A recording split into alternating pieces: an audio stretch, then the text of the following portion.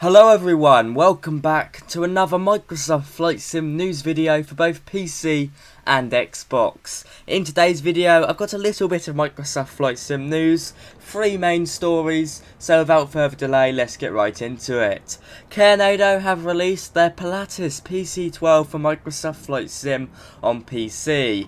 This of course is a famous single engine turboprop aircraft used extensively across the world for its fantastic operating costs, short takeoff and landing capabilities, and versatility. It is available on the Microsoft Flight Sim marketplace right now for €25. Initially it will be released on PC, or has been released on PC, and hopefully will come over to Xbox soon. Carenado have released most of their products on Xbox before, so hopefully we'll see it over there soon. So far reviews seem to point to this aircraft being very good for Carenado anyway.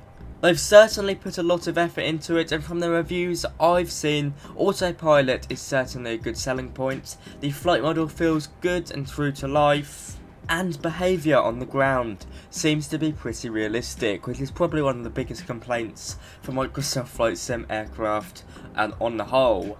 With the package for €25, you get 9 liveries plus a standard white livery. You get a variation of Garmin systems from the 530 to the 430 to the 750 integration option to a 750XI integration option, although for those two you do need to go to external websites, so I take that won't be coming over to Xbox when it does happen. As well as sounds taken from the real aircraft, recorded like how most aircraft developers do nowadays. Have you got the Pilatus PC12 by Carenado? Let me know down below because I might pick it up. I had the great fortune of sitting in one the other day, so here you can see me slightly nervously smiling at work, speaking to the pilot about the Pilatus PC12, so I think I might pick it up, but do let me know how it is for you.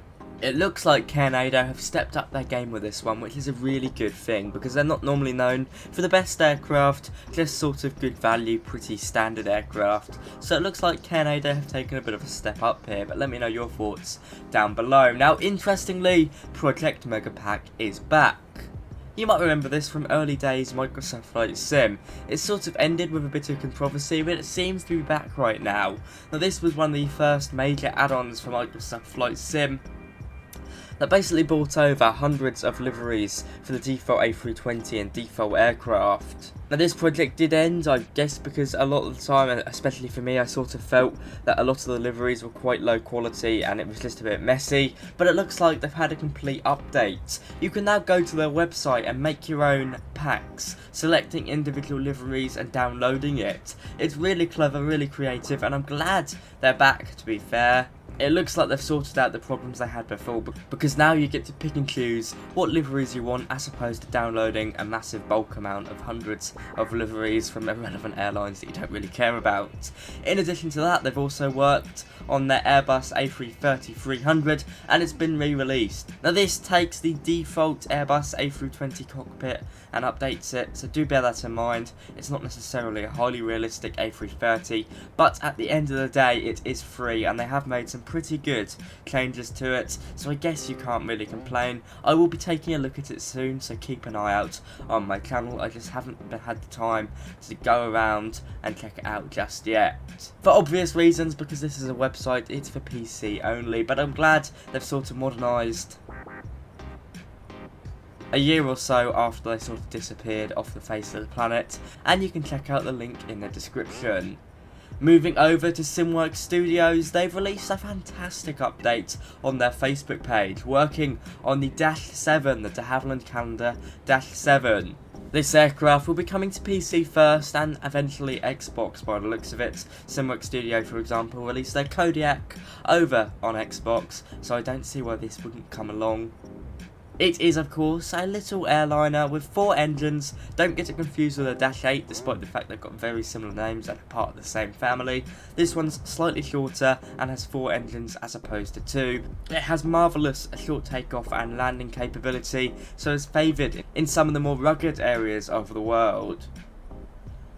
Progress on this aircraft has been strong. They're now saying that they take it for pretty long flights, really, and have the capability to shoot ILS approaches and fly visually with a clock and compass, so a more traditional type of flying, as well as use VOR navigation. So that's pretty good, shows they're getting on pretty well with systems, although to be fair, in this aircraft they are pretty rudimental systems, but it's nice to see nonetheless.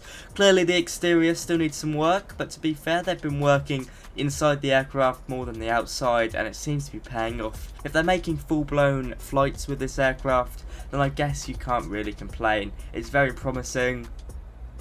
And they said SimWorks Studio have said their goal is to deliver the plane to pilots by the end of the month so they can work on sounds and other preparations in order to get it to the market. So it's clear SimWorks Studios and pilots have sort of split the workflow between them, with SimWorks Studio working on the initial modelling and systems and flight model, and pilots working on everything else. It's pretty cool, and something that sticks out to me, they've said that coding is basically finished, and from a flight model standpoint, the plane flies well.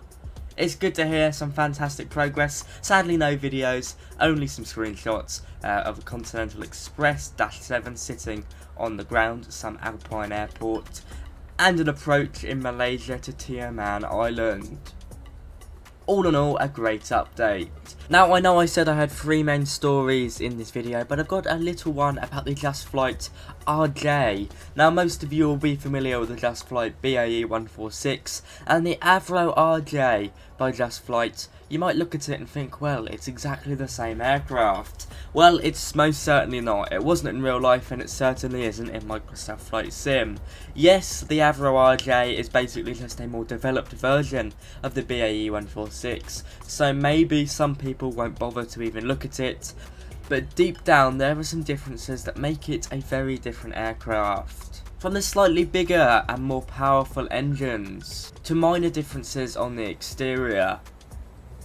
As JustFlight say, there are some significant differences, but really where this aircraft differs, the Avro RJ versus the released BAE 146, is inside the cockpit. On the whole, this cockpit is a lot more modernised. It includes VNAV and LNAV that is more familiar to those that fly the Boeing 737 and Airbus A320 on Microsoft Flight Sim already. A fully automatic pressurisation panel, which once again you'd be familiar with if you fly the Boeing 737 by PMDG. Most analog displays have been replaced with more simple digital displays. You can see that this is a much more modern airliner, and in fact was the last British produced airliner ever really. We haven't seen one since. I believe it did stop production in 2003, but it's still a relatively modern airliner, just going by systems inside, and you can notice some significant differences if you flew the BAE 146. This update is from the 26th of August 2022, so it's a bit old, and the Avro RJ Professional by JustFlight will be coming to PC and eventually Xbox, according to JustFlight. But I don't even think the 146 has made its way over yet, so still a bit of waiting there if you're on Xbox. That's all your Microsoft Flight Sim news for you all today. I know it hasn't been much, but some important news nonetheless. Be sure to like, comment and subscribe, and check out my Amazon affiliate link for all the stuff I use to fly, film and edit. You can also get 20% off the Tobii Eye Tracker 5 with my link down below. Do check it out, and if you haven't seen me take a look at the Tobii Eye Tracker 5, it's a really awesome bit of kit, and I use it on some of my videos to get realistic eye movement. From me today, that is all. I'll see you around. Bye bye.